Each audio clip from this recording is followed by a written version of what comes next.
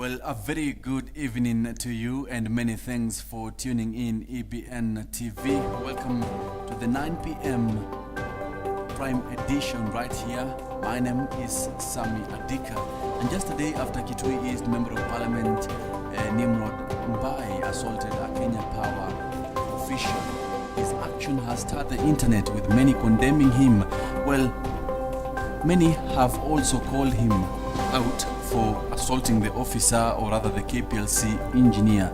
His actions as a leader is unwanting, according to several Kenyans on Twitter and online. Well, what's your opinion? Engage with us through our socials at EBN TV and at Sammy Adika. I'll be reading some of your comments, but first, let's get news making headlines.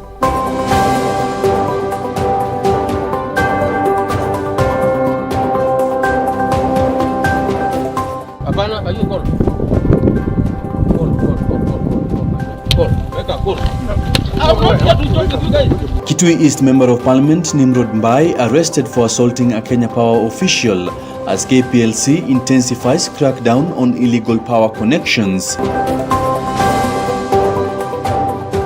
Na tunawaweka kwa notice ya kwamba tutawasaka, tutawapata na tutawashughulikia kisheria. Residents in the north have been assured of their security against Al-Shabaab terrorists as they go around their businesses.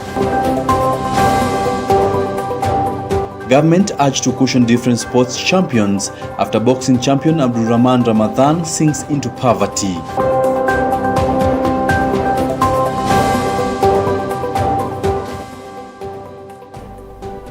Well, welcome to the broadcast. Remember, you can engage with us through our socials at EBN TV and at Sammy Adika. Starting us off, Kitui East Member of Parliament Nimrod Mbai has been arrested for assaulting a Kenya Power official. Mbai is reported to have slapped the KPLC engineer who was on a routine checkup to disconnect an illegal power line at the legislator's home in Kitengela, Kajiado County. Nimrod is currently being held at the Kitengela police station, awaiting to be presented in Kajiado Law Courts. Victor Enzo Bailey starts us off tonight with the report. Barely hours after video of Kitui East Member of Parliament Nimrod Mbai assaulting a Kenya Power officer surfaced online, Kitengela police officers have managed to arrest the legislator after a raid at his Kitengela home. This comes after KPLC officials in Kajiado County staged protests condemning the legislator and now asking that the relevant authorities to swing to action. We are disappointed with the kind of behavior our honorable person did to a fellow worker. We demand that justice should not be selective.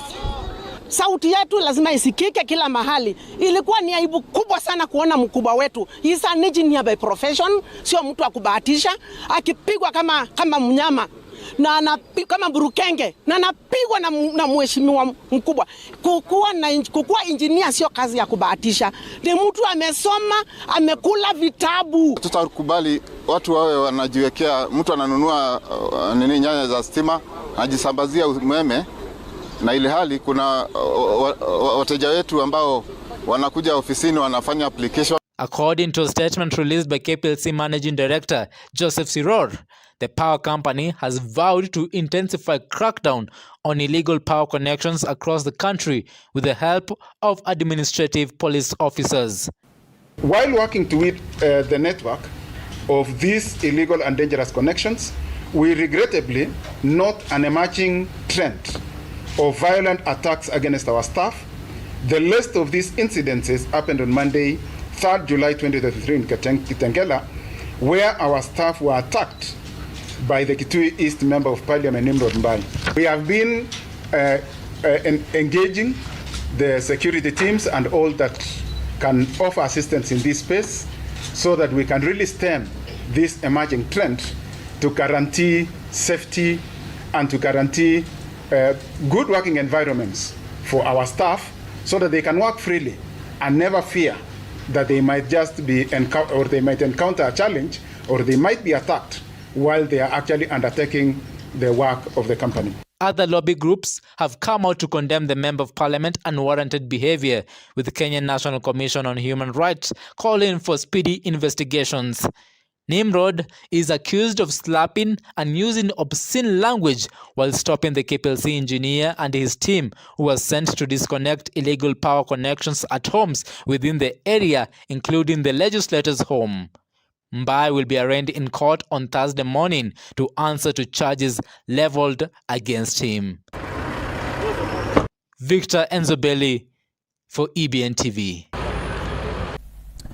Well, taking a swift look on Matters Finance Act that has triggered different reactions from Kenya, the High Court has today extended a conservatory orders suspending the implementation of the Finance Act 2023. Justin Mugure Thande said that orders remain in force until she delivers a subsequent ruling on July 10th, 2023. Remember, this comes after a week the court had earlier on temporarily suspended the implementation of the Finance Act 2023 pending a case filed in court by Busia Senator Okiya Omutata. This means that the government cannot operationalize the Finance Act 2023 until July 10th, when Justin Mugure will decide, or rather will issue orders and deliver a ruling on the case filed by Busia Senator Okiya Omutata. Well, this means that the government will only implement the act after 5 days from today. Now, moving on, the government has postponed plans to reopen Kenya-Somalia border points following the recently reported cases of Al-Shabaab attacks. Speaking in Garissa town, Interior CS Kithure Kindiki has insisted that the move is aimed at securing the lives of Kenyans in the northern part of the country after 20 people were gunned down by suspected Al-Shabaab militants in a chain of attacks. Serikali ya Kenya na ya Somalia zimeanza mazungumzo ya kufungua mipaka yetu pande ya Mandera, pande ya Upper Liboi, pande ya Kiunga na sehemu zingine za mipakani. Mpango, hatutarudi nyuma katika huo mpango, tutaendelea, lakini kwa sasa, kwa sababu katika mwezi mmoja ama miwili ambayo imepita, tumeona hao wakora wameanza kutatiza amani. Tumesimamisha huo utaratibu kwa muda kidogo. Kwanza kabisa tushughulikie hao magaidi, tuwafurushe, alafu tutafungua mipaka yetu. And still in the north, residents in the northern eastern region have been assured of their security against Al-Shabaab terrorists as they go around their daily business anywhere in the region. Speaking after meeting the Regional Security and Intelligence Committee earlier today, Northeastern Regional Commissioner John Otieno said that the government has put in place necessary measures to deal with the historic terrorist attacks in the north. The Regional Commissioner has also reiterated the government's commitment in securing all learning institutions and teachers to make sure that learning is not interrupted in any way. Tuko na habari ya kwamba baadhi ya wale ya sababu ambao wanaoperate kwa wakati huu ni wa kutoka region hii. Wako katika mstari wa mbele kusaidia wale ambao wanatoka katika nchi jirani. Na tunawaweka kwa notice ya kwamba tutawashaka, tutawapata na tutawashughulikia kisheria.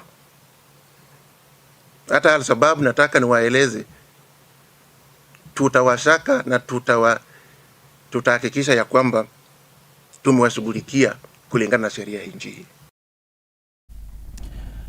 And still on matters security, Turkana Governor Jeremiah Lumurukai has yet again been accused by West Pokot County leaders of inciting his county residents to attack West Pokot residents. In a joint meeting, Kacheliba Member of Parliament Titus Lote, his Sigor counterpart Peter Lochakapong, Kapenguria MP Samuel Moroto and Seker Ward Representative Jen Mengich have called on the Interior Cabinet Secretary Kithure Kindiki to take legal actions against the governor. Last week, 4 Pokot residents lost their lives after they were ambushed by unknown bandits on the border of West Pokot and Turkana counties. Tunapoongea siku ya leo, jana tumesika watu wawili ambao waliuawa na Turkana. Waliuawa kwa sababu gani? Kwa sababu wao walikuwa ni Wapokot na wanachunga mifugo yao. Mpaka sasa, Bwana Waziri, hakuna kitu imetendeka. Hatujaona wale ambao walikuwa ni wale ambao walikuja kuua kama wamechukuliwa hatua. Bwana Waziri Kindiki, nakumbuka mabunduki yalipokuwa yanalia. Mimi nilikupigia simu siku kupata nikakuandikia harafa. Nikaandikia commandant wa GSU. Bunduki ikilia kabla wale watu kuuawa, ilikuwa ni saa 7. Saa 9 askari hata mmoja hakuna yule ameingia pale. Huyu gavana lazima akomeshwe. Na mtu ya kukomesha huyu gavana ni serikali. Kwa sababu huwezi kutoa matamshi ya uchochezi na watu wakipigana, wewe unakaa, watu wanaumia na kwa sababu ya mambo yako. So kwa sababu juzi nilisikia akisema lami nyeusi ni sehemu ya Turkana. Akula ni sehemu ya Turkana. Ile Silale ambayo iko tayari ni sehemu ya Turkana. Na akasema kama bado anaishi, hakuna mtu ataishi hapo. Na tayari ile sehemu ambayo anataja Wapokot tayari wako hapo. Nataka kukuambia tena gavana wa Turkana, umeongea, lakini nataka nikuhakikishie matamshi yako iwezi enda bure. Ni lazima uwekwe ndani unless atuishi Kenya. Na sheria ile ile sheria ambayo tuko nayo Kenya hii, nafikiri ni sheria ambayo inafaa kukugovern pia. Wewe unaongea kama mtoto mdogo sana. Uwezi sema ati West Pokot karibu a quarter of West Pokot ni Turkana County. Governor ya Turkana anasema hiyo ni area yangu. Hiyo ni area yangu. Hakuna mtu anachukua area ya mtu. Kama ni area yako kuna sheria. Lakini askari wale wako, hata wale wako Kainuku, hata wako wapi, wanachunga wananchi wa Kenya. Now taking on matters devolved units, the Government Council of Governors has pledged to support needy children across the country. The governors plan to achieve this by increasing their budget allocation to serve the basic needs of these children in the next 2 fiscal years. This was announced during the during this year's Children Devolution Conference that seeks to provide platform for children to interact with their governors and ask pertinent questions about county management. The Council of Governors sat down and decided to empower and amplify our voices. So I would like to urge you, my fellow children, to be vibrant and speak out. If you have any issues, any questions, any concerns, forward. What is being done or will be done by the government to ensure that children access education well? As government, we pay on average around 22,000 for every child. For those who are going to boarding schools and they do not afford, we also make sure that we look for opportunities for scholarship, for bursaries. 2 is investing in the necessary human capital who are our teachers. 3 is making sure that the instructional materials, what is required in terms of books. This ideas, which I assure you, the 47 governors of Kenya will take into account and try to implement, do their very best to implement in the next 2.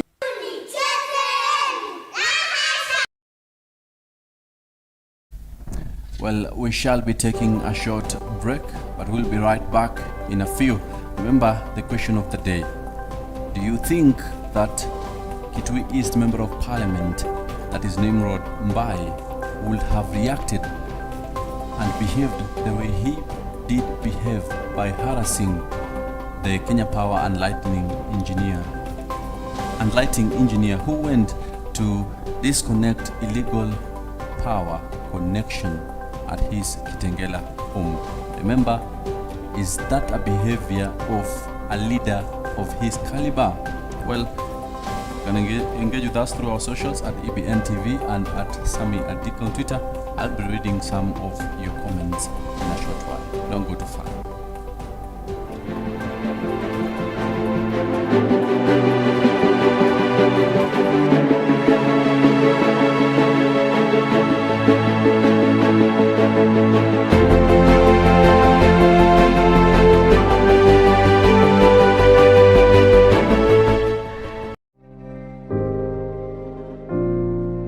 from Nairobi, Kenya. This is EBN TV.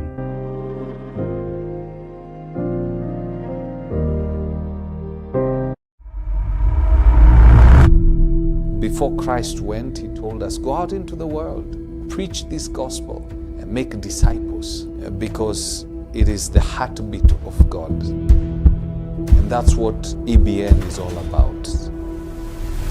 Hi, my name is Fred Njiri. Now, some of you may be wondering now, who in the world is this? While others may be saying, I've seen that guy before. True. I've been on your screens for the last almost 25 years. Well, there's more to life than just, work and stuff. And now I'm with Ecclesia Broadcasting Network. And one of the things that we are doing is ensuring that the message of the kingdom goes out, because that's the greatest commission that we've been given. Before Christ went, he told us, go out into the world, preach this gospel, and make disciples, because it is the heartbeat of God. And that's what EBN is all about. We want to make sure that as many people as possible can hear this gospel before Jesus comes. This gospel is so close to my heart because I know how important it is to live this world knowing Christ. I've lost 3 relatives. Person who may be saved may just be your brother or your sister for that matter, or even yourself. God bless you.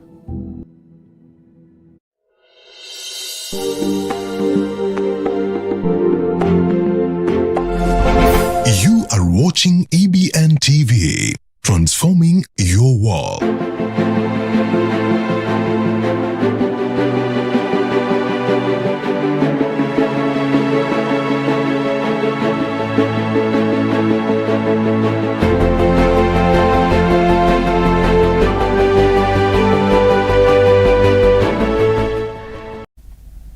Well, welcome back to the bulletin. Now taking a look on what has transpired today in Kiambu County. Thika Town tuk-tuk operators have today staged protest decrying harassment from a gang that has been demanding for 50 shillings per trip.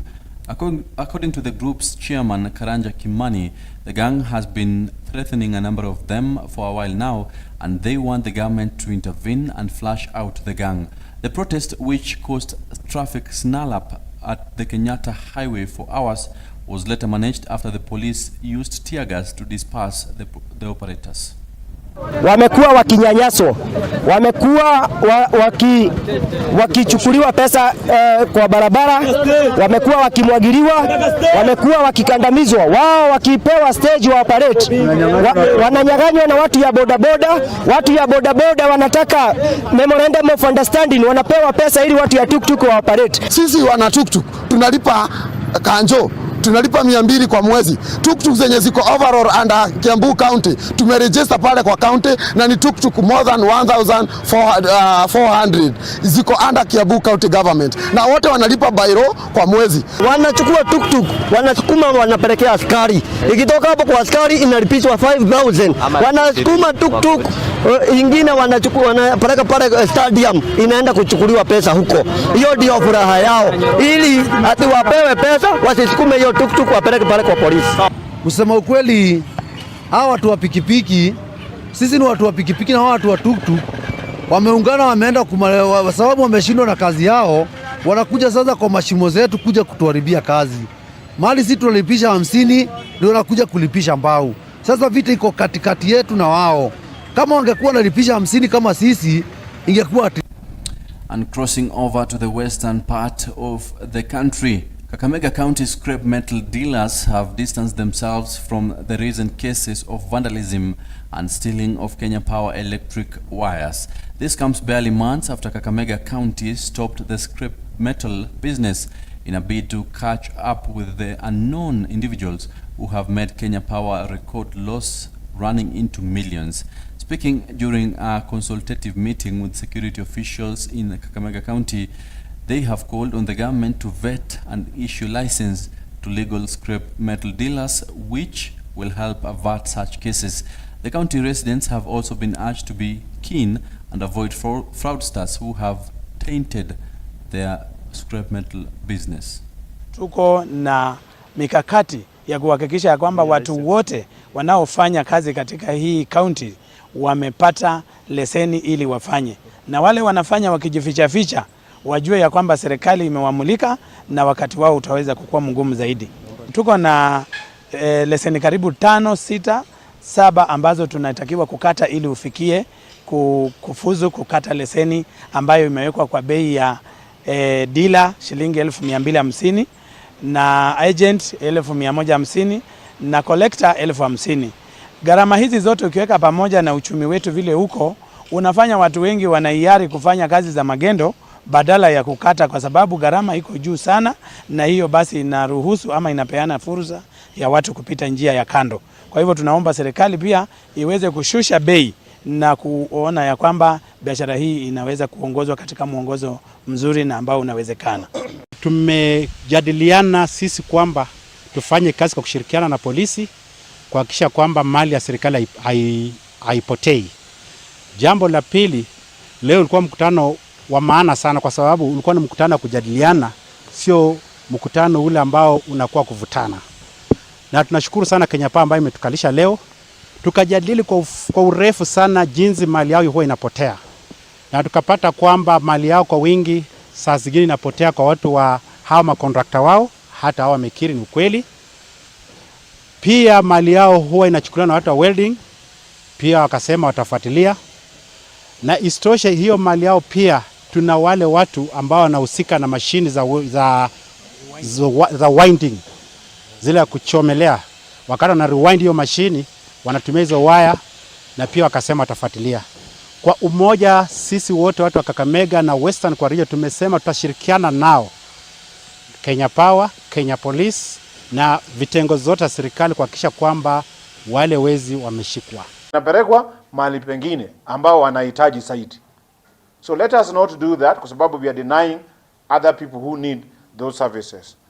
Hata kama mmetenda dhambi huko kuiba mali ya Kenya Power, wacha tusameane na tuanze ukurasa mpya.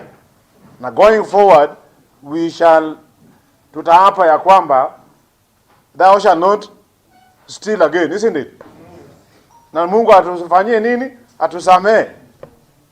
Isije ya kwamba mnashikwa kila mara na nyinyi pia mnafanya biashara ambayo inasaidia nyinyi kama familia na inasaidia nchi pia, kwa sababu mnatoa nini? Ushuru. Na wale ambao hawajaregister, unajua sasa hiyo hakuna ushuru hata unatoa.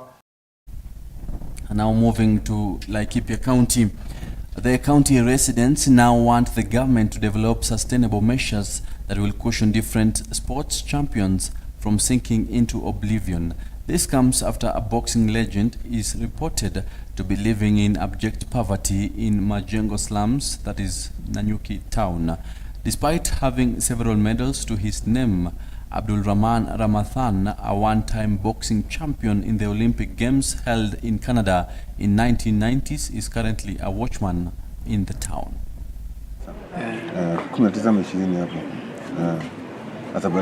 So si tumegrow tukijua ni champe, time yake alifanya vizuri kwa hizo michezo alikuwa, lakini ile maisha anaishi hai reflect hiyo maneno yote yenye tumekuwa tukipewa story. Sababu okay, for now anafanya kazi ni watchman, na tungeomba serikali sahi ana coach Laikipia Boxing Club, na hiyo ni kujitolea tu.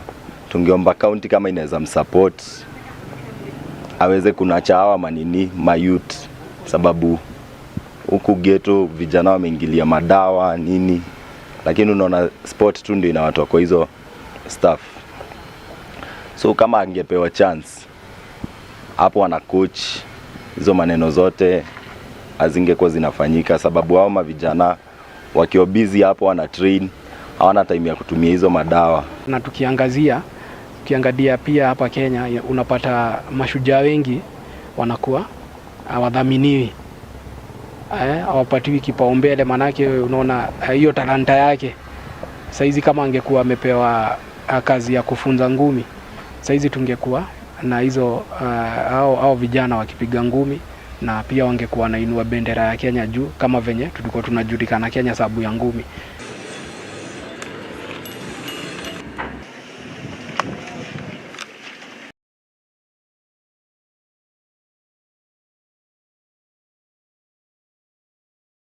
Well, quite a sad one. Remember, such heroes or individuals with such titles are forgotten and left to hustle by themselves despite having given the country glory after glory.